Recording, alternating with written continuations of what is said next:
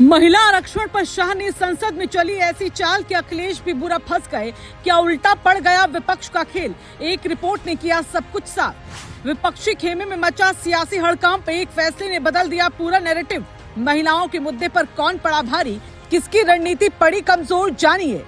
शाह के बाद योगी भी दहाड़े, ओबीसी और अल्पसंख्यक महिलाओं के मुद्दे पर भिड़ंत। अखिलेश की दाव पर शाह का पलटवार, क्या इस बार बदल गया 2027 का पूरा समीकरण? अक्सर ये कहा जाता है कि शतरंज हो या राजनीति, हर चाल का वक्त और असर ही तय करता है कि जीत किसकी होगी और हार किसकी। इस बार महिला आरक्षण बिल को लेकर संसद में जो हुआ उसने पूरे देश की सियासत को हिलाकर रख दिया। जहां एक तरफ अमित शाह का मास्टर स्ट्रोक नजर आया, वहीं दूसरी तरफ अखिलेश यादव इस सियासी चाल में फंसते दिखाई दिए। बिल का गिरना सिर्फ एक संसदीय घटना नहीं रहा, बल्कि एक ऐसा मोड़ बन गया जहां सत्ता और विपक्ष दोनों की रणनीति खुलकर सामने आ गई। इस पूरे घटनाक्रम ने यह भी दिखा दिया कि अब सियासत सिर्फ बयानबाजी की नहीं, बल्कि बारीक रणनीति की लड़ाई बन चुकी है। दरअसल सरकार ने महिला आरक्षण के जरिए एक बड़ा राजनीतिक संदेश देने की कोशिश की थी। मकसद महिलाओं को 33% आरक्षण देकर एक मजबूत वोट बैंक को साधना और अपने पक्ष में माहौल बनाना था। लेकिन जैसे ही ये बिल संसद में आया, विपक्ष ने इसे अलग दिशा में मोड़ने की कोशिश शुरू कर दी। अखिलेश यादव ने इसमें ओबीसी और अल्पसंख्यक महिलाओं के लिए अलग आरक्षण की मांग उठाई। ये मांग एक बड़े सामाजिक समीकरण को छूती थी, लेकिन यही वो बिंदु था जहां उनकी रणनीति उल्टी पड़ती नजर आई, क्योंकि इस मांग ने बहस को जटिल बना दिया और सत्ता पक्ष को जवाबी हमला करने का मौका दे दिया।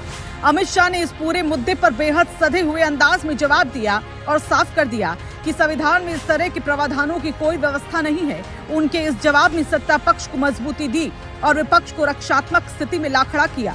संसद में बहस के दौरान ये साफ दिखा कि शाह की रणनीति विपक्ष को घेरने में सफल रही। यही वजह रही कि बिल गिरने के बाद हुई चर्चा इस बात की ज्यादा हुई कि आखिर विपक्ष क्यों एकजुट होकर भी अपनी बात प्रभावी तरीके से नहीं रख पाया। ये सियासी चाल इतनी सटीक थी कि उसने पूरे नैरेटिव को बदल कर रख दिया। इस पूरे घटनाक्रम ने विपक्षी खेमे में भी हलचल मचा दी।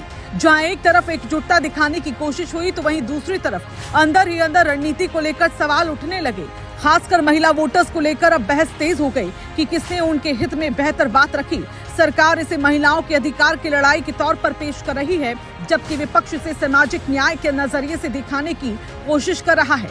लेकिन इस टकराव में सबसे ज्यादा चर्चा इसी बात की हो रही है कि आखिर महिलाओं के मुद्दे पर कौन ज्यादा प्रभावित साबित हुआ। अखिलेश यादव के सामने अब सबसे बड़ी चुनौती यही है कि वो इस पूरे घटनाक्रम को अपने पक्ष में कैसे मोड़ते हैं।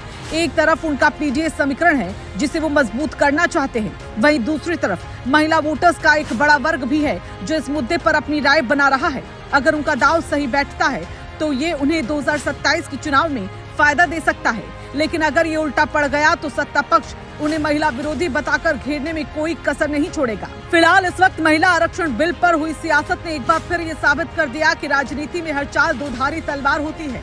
अमित शाह का मास्टर स्ट्रोक फिलहाल भारी पड़ता नजर आ रहा है, जबकि अखिलेश यादव इस सियासी खेल में खुद को बचाने और अपनी रणनीति को मजबूत करने की कोशिश करते दिख रहे हैं। अब आने वाला वक्त ही तय करेगा कि ये चाल किसे जीत दिलाती है और किसे नुकसान उठाना पड़ता है। लेकिन इतना तय है कि इस एक मुद्दे ने सियासत की दिशा जरूर बदल दी और आने वाले चुनावों में इसका असर साफ तौर पर दिखने को मिलेगा।